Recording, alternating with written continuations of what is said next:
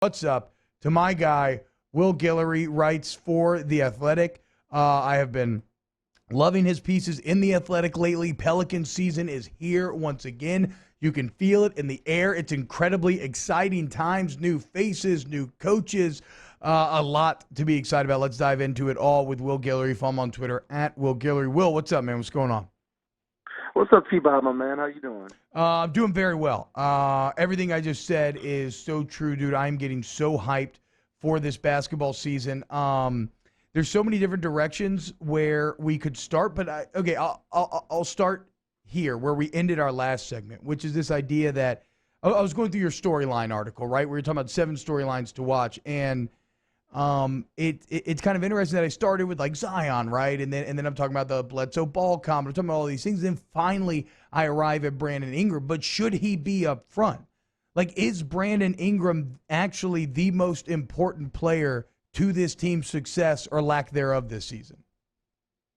You know, it's crazy. You have to be reading my mind on my Slack or something because I'm literally posting something today about how important BI's growth is for this team. And, you're exactly right. That I think, to give a quick preview of what I wrote. I think, with the transition this team is making from the Drew Holiday AD era into this Zion Brandon Ingram era, that's kind of this in between point they're at right now, where these guys are probably still a little too young to really, lead this team to real championship contention, but they're good enough to kind of make the team interesting. And I think Zion is obviously only 24 games into his career, so I think a lot of pressure is going to be on BI's shoulders to be the guy for this team with Drew gone. And I think, he has to not only put up 25 a game like he did last year, be a playmaker, be a guy who can hit big shots at the end of games, but he has to fulfill that leadership role, be the guy that they can depend on every night, be the guy they can turn to when things are going bad. And I think, we talked about it a lot last year that the person to fulfill that role was kind of lacking last year, even with Drew in the building. So it's going to be a lot for BI to show this year how much he can handle that role and kind of step into those shoes as, Zion kind of grows into the superstar for the franchise. Yeah, I guess you're kind of jogging my memory. I forgot that Drew Holiday, potential MVP, was like a huge talking point before the season started. It's a hell of a bar to try to live up to. Drew cannot. It's no slight against him. I wonder if Brandon Ingram can. Will, what are y'all getting to do practice-wise right now covering camp? Have y'all gotten your eyes on any practice, any drills, anything like that? Nah, I've seen basically everything you guys have seen so Yeah. far over Twitter, over Instagram. The only thing we're allowed to do is talk over Zoom calls, and it basically looks like it's going to be that for the foreseeable future. So it's really different. I mean, to be honest, we didn't really get to see that much in practice Yeah. before, when we were live in the practice facilities, but I think it's still very weird to actually not see any of these guys. Like, I found out JJ Redick had a mustache when we saw him on Zoom. I found out Brandon Ingram was rocking the afro when I saw him on Zoom or Instagram or whatever. So, yeah, it's going to be super weird, but, that's life in 2020, Yeah, 2021, I well, guess. and the only reason I ask is because there's so many new faces. Like, so what have you gotten through the Zoom calls and through the interviews? Like, how do you think the transition is going? And a very accelerated timeline when you think about free agency, the offseason, camp, installing a new system. Like, how's that process been going here early on? Yeah, I think the big emphasis early on has been defense, a whole lot of defense from Stan Van Gundy, and we knew that was going to be his mentality come in. It's something he's been big on throughout his coaching career, and we heard from day one. The first day of training camp, they spent 3 hours just working on defense. They didn't even run 5-on-5. It was just him pointing out different defensive calls, Wow. laying out the foundation of who they want to be defensively. And I think that's something we've heard over and over again through these calls is how much they've focused on the defensive end, and they want that to be a strength of this team. Because I think as much as we're used to seeing the Pelicans being this high-flying, top 5 in pace, getting up a ton of threes, I think they want to change their identity this season. They want to be a team that focuses on being physical. They want to have that big front line with Zion and Steven Adams, and they want to be a really tough-minded defensive team. And I think that's what Stan Van Gundy wants to be a part of this group's identity going forward. And, it's going to take some time. We know young teams are usually not very good on the defensive end, Yeah. but I think the more Stan Van Gundy pushes this team to do that, I think we'll see the results come eventually. But this crazy training camp schedule in preseason, who knows how long that process takes. But I Yeah. think that's where they're headed. And I mean, their schedule, they no rest for the wicked. They start with a couple of hard games. But I mean, look, they seem to have the pieces. At Bledsoe, you got an All NBA defender. You team him up with Lonzo, and then now, like you said, you have the big man, Steven Adams, in the middle. My Steven Adams questions are many. Let's start here. What is the idea behind how him and Zion, do you think, will work together offensively?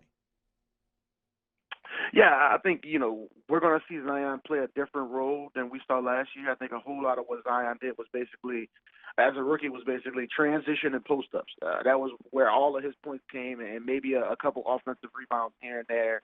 But it was a very limited package we saw Zion using. And that's understandable because the guy came back from a surgery that held him out half the season. He kind of got thrown into the fire midway through the year after the team already developed an identity without him.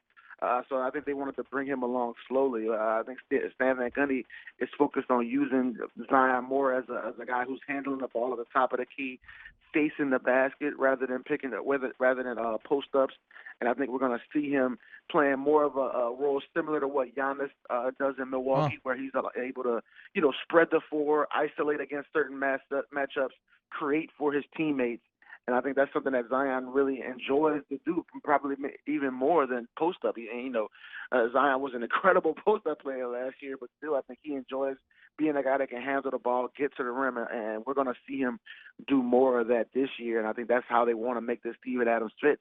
And the bottom line is, we heard since Zion came into the league that they want to play him in these small ball lineups at the 5, thinking of what Draymond Green has done in Golden State. And I think what the Steven Adams move shows you is that they don't really want to go in that direction. They want to keep him at the 4. They want to allow him to exploit some of those smaller guys instead of him playing the 5 and having all that defensive pressure. So I think that's where the Steven Adams moves comes in. Yeah, I mean, let him be that kind of Goliath in the middle. He can be your bruiser. And as you're saying, I never really thought about that, allowing Zion to attack more ball in hand. What about Steven Adams, man? A lot of hype surrounding him as far as like an interview goes, team chemistry and everything. It seems like OKC beat writers and fans are really sad to see him go. How's it been with his first few days in New Orleans? Man, he is a character. I'm telling you, Steven Adams is one of the most hilarious dudes in the league. As soon as he got traded to the Pelicans, everybody started hitting my phone and telling me their favorite Steven Adams story, something crazy he said back in the day.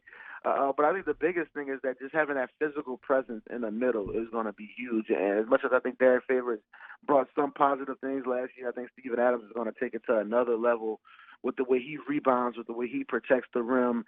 And we know he's got a ton of experience in the playoffs. And it feels like he's been around forever, but the guy's still only 27 years old. So he's still got a lot of good basketball left in him. I think you brought it up earlier. The big question is how he fits with this group offensively and the spacing and all that kind of stuff. But I think he's going to be huge for this group on the defensive side. And we know Stan Van Gundy loves those big old space eaters in the middle. When you think back to Dwight Howard, Shaq, Andre Drummond, that's the dudes he's always leaned on in the past. And I think Steven Adams is going to play that same type of role, eating up space, protecting the rim, and getting those boards to make it easy for everybody else on the court. And so we're talking to Will Guillory of The Athletic. Follow him on Twitter at Will Guillory. Also, theathletic.com/hold-that-podcast. 2-for-1 sign-up deal. Ton of great sign-up deals going on constantly. It's the best site out there for sports. No ads. It's awesome. Will, let's talk about Zion then, man. What's his form here entering year 2? Obviously, the spotlight's on him. Christmas Day, they'll be tipping everything off at 11 a.m. The general public remains intensely interested in him. How's Zion looking thus far? Yeah, I think, it's been promising to hear how many people kind of bring him up in discussion even when you don't ask about him. I talked about that on the podcast I did recently. A lot of times during these interviews, I listen to who coaches bring up when you don't ask about them, and because that kind of tells you where their mind is at. And I think over and over again, we hear people say, man, Zion looks great. He's moving around well. It seems like he's back to 100%. And, I talked about this before, that I know Zion is a really young guy, and he's a different type of young guy, but I know he heard a lot of the rumblings coming out of the bubble, people saying he was out of shape, people saying, well, is he ever going to be healthy? Can the Pelicans depend on him? And I think he had a lot to prove this offseason, and I think he's a guy that loves to take on that type of challenge. And I'm really excited to see, how he looks coming out, because I think whenever you give a guy that type of talent, a chip on his shoulder, I think it's going to be scary for the league if he's able to keep his body intact and be right mentally going into the year. And like I said before, I think he's going to be used in a different type of role. So it's going to be exciting to see that. But, man, I think he's going to come out firing this year just because I know he's in really good shape right now.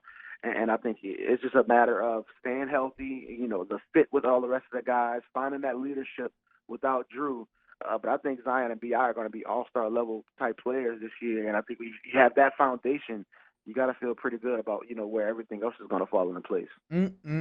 I cannot wait, Will. We are so close, dude. It's kind of crazy how close we are given how football mind things are. I mean, we're less than 2 weeks away from the start of the season. Let's go. Will Guillory at Will Guillory on Twitter. Will, thank you so much, man. I'm going to be hitting you up plenty during basketball season to discuss this Pels team, as I think this is actually the beginning of some really great things. Yeah, for sure, man. I appreciate you hitting me up. Looking forward to coming back. All right, take it easy, man. Follow Will's work on The Athletic again. It's awesome. And listen to the Hold That podcast. That me and Brody Miller do. Okay, we're going to close the show next here on OTBOT. OTB, OT. Hey, I hope you enjoyed that video. If you did, go ahead and like and subscribe below. You want more great Saints content? We got it all here on Off the Bench Overtime. Check out these other videos, share with your friends, and let's grow the Who Dat Nation together. Who Dat?